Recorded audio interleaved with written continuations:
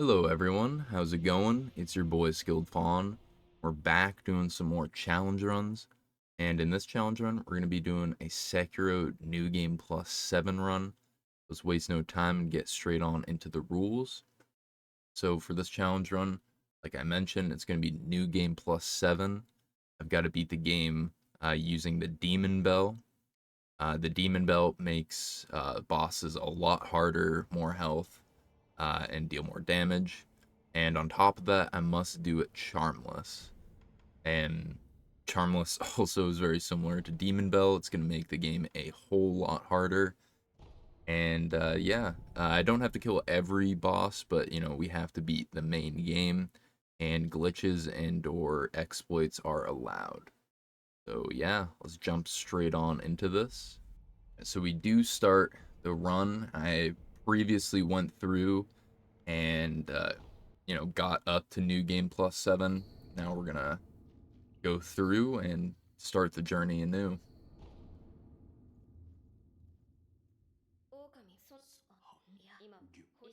This run be charmless. You have to talk to Kuro. And you have to actually give him the charm. And quite funny because Sekiro does say he likes to suffer. And yeah, that's what we're gonna be doing a lot in this run. Suffering. But really cool cheese you can do with Chained Ogre is if you have Gaijin's sugar, I think that's how you pronounce it. You're able to sneak up and then backstab the ogre. A very nice, easy method. And yeah, we're gonna keep progressing. We're gonna go past the serpent very shortly, but we're gonna actually activate the demon bell right now. And it is a bit of a journey, and I do end up dying, but I'm just gonna quickly run on past, go through the shinobi wall, and yeah, eventually ring the demon bell. And yeah, you'll see in the bottom left, two icons will be there that are red, and this is basically just making the game a lot harder. Your blocks have to be, or your parries have to be very precise, and if you don't parry at the correct moment, you will take extra damage. Because usually in a normal Sekiro run, or I'll explain this for those who are unfamiliar with the game, but in a normal Sekiro run, if you do block, even if it's not at the correct time, you still will not receive damage. You can just keep either blocking or attacking, whatever, but in this it has to be precise, because if not, see, I will take damage just like that. And it's not the worst thing, but it definitely can add up, so you just always have to be on your toes. And I'm quite surprised it didn't get hit right there from his like area of effect attack, but and yeah, this is our first shinobi execution boss. We get him down. So I should also mention that I do have, I think, roughly like 15 vitality, and then I also have like 50 attack power, which in this game, it's very different from like Dark Souls or Elden Ring. There's not like intelligence or, like all these other stats. It's really only, attack power and then vitality and posture.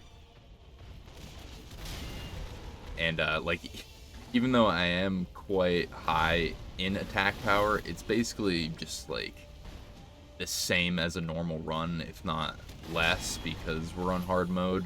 It's gonna take a lot more damage. And I do love this, I almost called it an Ash of War, but I do love that combat art that you can do from Isshin. So sick. But yeah, we take down the Blazing Bull. We're gonna keep progressing. We're gonna head on over to This boss that you have to parry multiple times, and then you're able to take him down. You really don't attack him, besides, you know, that, like, fatal blow. And then Genichiro is after. And yeah, this boss, it definitely did take me a little bit of time. Nothing crazy, but it's like I mentioned, you have to be very perfect with your parries, and if not, like, you're gonna take residual damage, I guess you could say. And so yeah, it just adds up. But I am a lot more familiar with Genichiro than some of these other bosses, so it should be a pretty easy fight. And yeah, that's one thing I love about Sekiro is just the noise that it makes from when you get that perfect parry. This noise that Sekiro makes, and in Lies of P, when you do one of those, like, fatal blows, it just sounds so cool. And yeah, that's definitely one thing expect on the channel soon, is a Lies of P first playthrough. And I will also be doing some challenge runs, so expect that. I know some of you guys probably do enjoy Lies of P because it's very similar to, like, Bloodborne and Sekiro, so yeah, for the most part, a decently clean fight, though we do get hit. You know, sometimes it is quite hard. And that will eventually be one thing for this game, is I'm gonna have to do AP1, like, no vitality with the Demon Bell and Charmless, but won't be for a little bit. And yeah, basically, with Genichiro's third phase, if you just parry his first 2 hits in that combo and then the last one, probably the best way to go about it, just so you don't take more damage than needed. And obviously, you know, if he does his lightning attacks, go through with them, try and get as much damage as possible. Just like that, we get Genichiro his 3 phases down. And yeah, we're gonna keep on progressing. We're gonna attain the Mortal Blade. This is one of my favorite things in Sekiro, is the Mortal Blade. Just the concept of it, I truly love. So yeah, it's unfortunate when I can't use it for a run or something, but yeah, so we're gonna make it past Senpou Temple and get the Mortal Blade. I do have it, you know, because obviously this is New Game Plus 7. I've got a decent amount of skills and stuff. So I did upgrade the Mortal Blade. So it's the empowered Mortal Draw, so we deal a lot more damage. And we're gonna take down the Snake Eyes. In my runs now, I have been going to Corrupted Monk first before Guardian Ape. Just so I don't have to fight Guardian Ape again. It's just an extra boss fight. If it was a normal run, I would consider fighting both the apes just so I get an extra attack power, but the fight can be quite difficult. And so yeah, we're going to go after Corrupted Monk. And you saw right there that I used the Snap Seeds. Snap Seeds are very good for, like, illusions and, like, batting them. And it does some nice damage, so why not? And yeah, same with that like purple glow that you saw on my shield. That increases the damage against they're called apparitions. That's what they are. So yeah, we do get Corrupted Monk down. And if I was to go, I guess, like, the main way of the game, we would have to fight another Corrupted Monk. That's 3 phases, but we're not going to be going that way. We are going to be doing the Shura ending in this run. And so yeah, let's go for Guardian Ape now. And what I like to do is go run in and do that fire attack, get some nice damage while it's you know, slowly taking his health down. And also another good prosthetic for this fight would be the firecrackers. Firecrackers are very good for like beasts, because it stuns them for a lot longer, and I think it does more damage. But yeah, oh gosh. The first time I ever fought Guardian Ape, I'll never forget that. Just the level of pain I had to endure trying to figure him out. That's one thing about a lot of From Software games that I wish I could just experience them for the first time again. Like truly something magical on your first playthrough. And you know, it still is fun afterwards, but you know, like trying to figure stuff out, it just has another level of like, I don't know, joy to it. But we do get Guardian Ape down. His first phase. The first time when I played this, I was like, oh sweet, we got him down. You know, you get the Shinobi execution pops up. But yeah, we are far from done. Very similar to Sister Frida. But yeah, this ape does have this massive like centipede thing in its body, so it's causing it to be immortal. But the big thing with this phase is you just gotta watch out for when he puts his head to his neck, and this is going to cause a lot of terror if you do get hit. We get a ton of nice parries on Guardian Ape, and we're gonna finish him off. And I did mention before that I would have to potentially fight him again if I didn't go for Corrupted Monk first. And that's because in between Guardian Ape and Corrupted Monk is where you'd fight a duo ape boss fight. And, you know, that ape would be there. But we do get all the ingredients for, you know, Immortality Severing. But we do have two, or I guess 3 bosses. We have this Lone Shadow Vilehand, and I did want to go for him just because it would be a lot easier to, you know, keep going back to Emma and Isshin. But yeah, I would say I'm like pretty decent at Sekiro, but hard mode and Charmless, it really it really puts in perspective like how like a normal run is compared to this. So yeah, that's definitely one thing, you know, as I play through this more on Demon Bell and Charmless, I'm sure I'll get a lot better.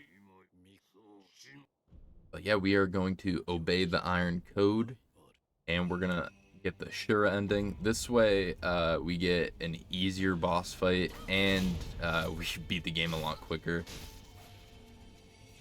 Though I really don't mind Genichiro and Isshin's fight together, but it is 4 phases compared to just 3, so might as well.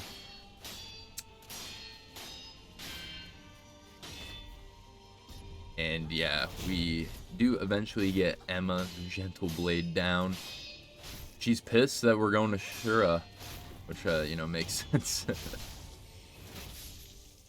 And then yeah, we're gonna get the souped up version of Isshin now. And you know, we're gonna buff up a little bit just so we get the most damage possible. And yeah, after doing AP1 you know, through, I did get really good at Isshin's attacks. At least like the attacks that they share in common between the Shura ending and like the normal ending. But you know, there are some attacks that will catch me off guard, especially the one where he does just dodge after you hit. It can throw me off guard sometimes. But yeah, I'm gonna focus a lot on this fight for this video, because this is like the main actual thing.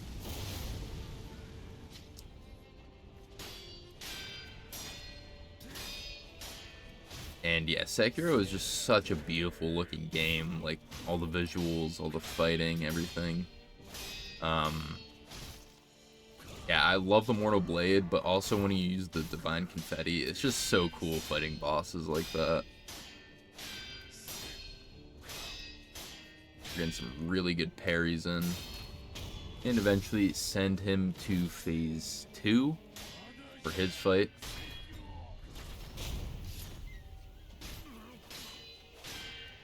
And yeah, you really need to watch out just for these fire attacks. Especially in hard mode and Charmless, it will just one-shot you. And I also recommend to not go to his left side when he's doing that like wide arc attack.